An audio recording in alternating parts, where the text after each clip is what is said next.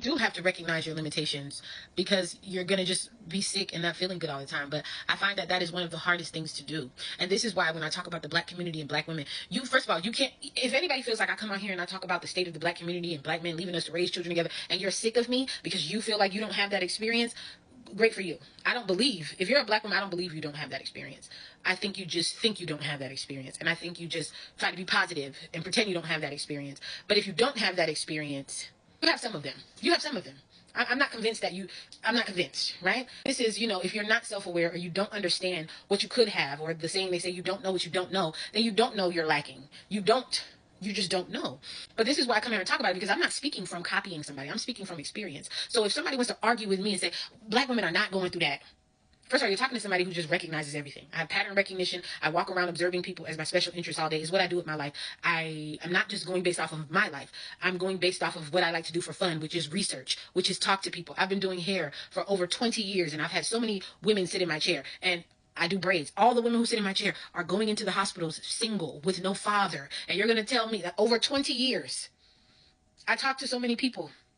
I just told you guys I was in an orientation yesterday, and a woman was talking about how I didn't tell y'all this, but he got locked up for 25 years. So now she's doing it. We have social media now. I see you guys talking about it. And it's really sad that I even have to name all of these things, because you say that you see it. I'm 37 years old. I've been living my whole life. My mother has gone through it. Whenever I talk to older women, they tell me about the women in their life who has gone through it and how they was cheating on. And you know what I'm saying? We're not even that far removed from slavery. So to gaslight each other out of the sufferation that we're enduring, to me, is nonsense. It's just pure nonsense. And it just doesn't make sense.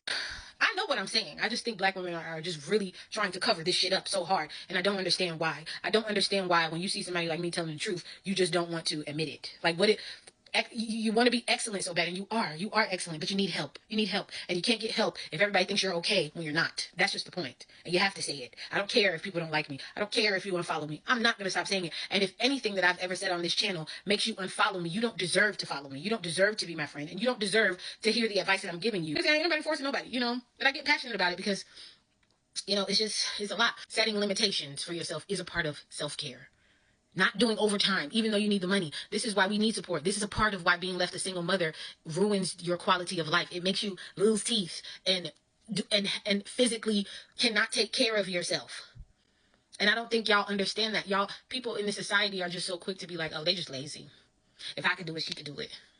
Maybe you could do it a little bit, because just having one family member who watches your kids changes the quality of your life when you need to go to work. What if somebody just doesn't even have that one family member to help them? You understand what I'm saying? But I want to say this particular one, the setting limitations for yourself, is the most important thing that we must do, but it's also one of the hardest things to do when everything falls on you.